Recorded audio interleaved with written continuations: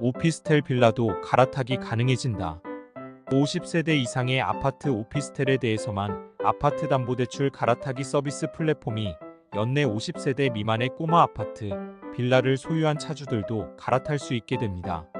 7월부터는 전세대출 갈아타기 플랫폼 이용기간이 임대차 기간 종료 6개월 전까지로 확대되고, 전세대출을 갈아탈 때 중복으로 내야 했던 반환보증 이용료 부담도 완화됩니다.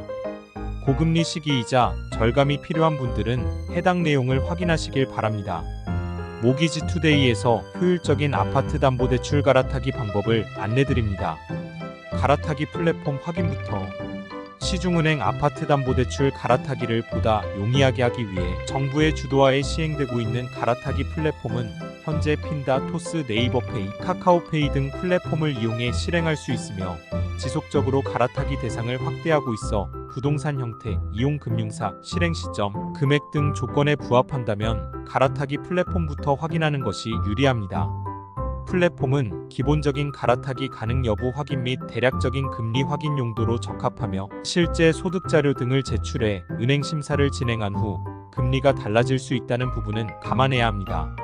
플랫폼 이용 대상이 아닌 경우엔 시중은행 및 보험사를 직접 방문하거나 금융사별 앱을 통해 직접 갈아타기가 가능합니다.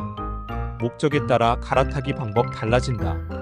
주택 구입자금인지 사업자금인지 등 용도에 따라서 갈아타기 방법이 달라질 수 있습니다. 더불어 보유 중인 아파트담보대출의 저금리 갈아타기를 통한 이자 절감이 목적인지, 갈아타기를 하면서 추가 자금을 마련하는 것이 목적인지에 따라서도 방법이 달라질 수 있습니다. 여기에 더불어 규제지역인지 아닌지, 다주택자 주택임대사업자 주택매매사업자인지, 집값 변동은 어떤지 등 세부 조건에 따라서도 결과가 달라질 수 있어 많은 변수를 감안해 금융사별 갈아타기 조건 비교를 해야 합니다. 선순위인지 후순위인지에 따라서도 방법 달라진다.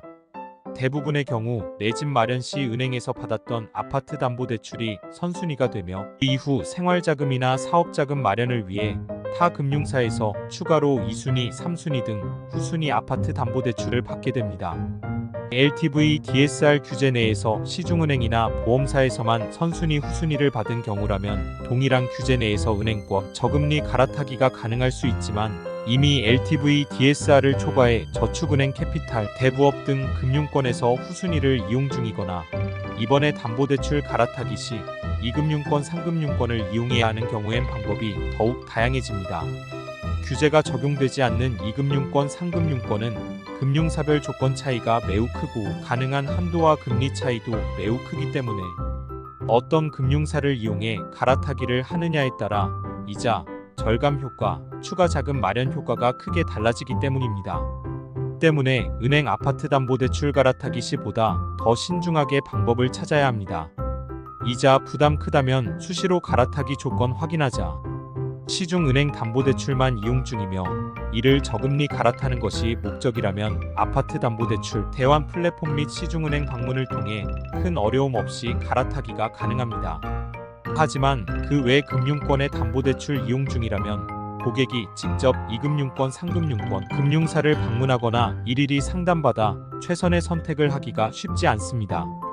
때문에 가급적 중개업체 및 비교 서비스를 통해 수시로 대환 조건을 확인하는 것이 좋습니다. 이 상금융권은 업체별로 이용 조건의 차이가 크고 수시로 세부 이용 조건이 달라질 수 있어 차주의 신용점수, 소득 등 조건에 변동사항이 있는 경우 갈아타기 효과를 크게 볼 수 있는 만큼 지속적인 관심을 가져야 합니다.